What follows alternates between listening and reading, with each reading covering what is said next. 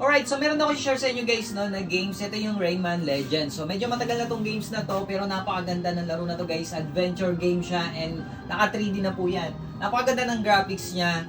Nakakatuwa, nakakaaliw, nakakalibang. Okay, so tara panoorin nyo to guys no.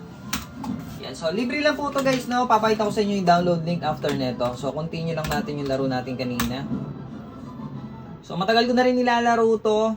Kahit nung kabataan ko pa. Ano to? Jump to... Okay. Up to 72 level. Tagal nun ah. Ang haba. Okay. So sa control guys, no, napaka-basic lang. Dito sa option makikita nyo. Ayan. WASD. Pwede nyo palitan din yan. Okay. So, ayan. Napaka-basic lang oh. Oh. Nakita nyo naman guys yung graphics oh. Tapos, pwede rin mabilis yung takbo niya. Shift lang.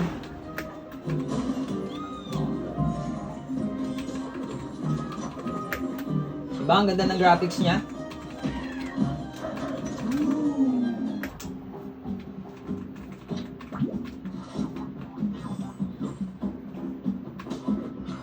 Oh, yan na.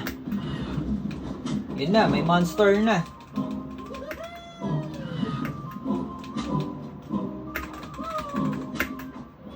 Tangina, paano to? Ay, nautusok ang puta sa bug. So, ayun guys, na pwede nyo itong i-download dito sa Ocean Games. Ito po. Pagkapunta nyo dito sa site na Ocean Games, type nyo lang Rayman, tapos download nyo na. Ito yung pinaka-una, itong Rayman Legends. After nyo ma-download guys, no, punta kayo sa download folder nya. Here. Extract nyo siya, tapos ganito magiging itsura nya. Meron po siyang naka-ISO dyan. Double click nyo lang. Punta kayo sa my computer, makikita nyo siya. Ganyan na po siya. No? Tapos open nyo siya ulit. Tapos dito, andito yung pambasag natin. Copy-paste nyo lang to. Ayan. Usually ganyan lang naman guys. Kapag tapos yan, tapos yung Rayman Legends yan. So yan mga files na yan. Control-C nyo lang. Then right-click nyo yung, sa desktop nyo yung icon ng games. Open file location. Then copy-paste nyo dito. After that, run nyo na yung games natin na Rayman. Mag-ask yan ng Ubisoft account. Pero wag nyo nang, wag na kayong mag-register. I-ano nyo na siya diretso guys, no? I-open nyo na siya diretso after nyo ma-install yung Ubisoft, okay? So, ganun lang kadali yung mga games, no? So, ingat guys sa pagda-download guys, no?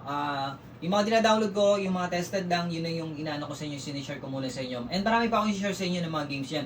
So, Avidos fan nga pala guys, napakaganda nito. Ito na yung gamit kong fan dito, kaysa pagtulog ko, hanggang 100 yung speed nito, napakalakas. Tapos, number 1 speed nito, umaabot to ng ng 10 to 11 hours. Napakakunat ng battery nito guys, promise. Ang ganda nito.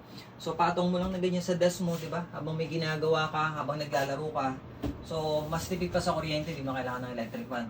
Pag i-charge mo, lagay mo lang yung charger ng USB mo sa computer mo habang ginagamit mo, pwede rin naman. Okay? So yun lang guys, no? Abangan niyo pa yung mga games natin. Thank you, thank you.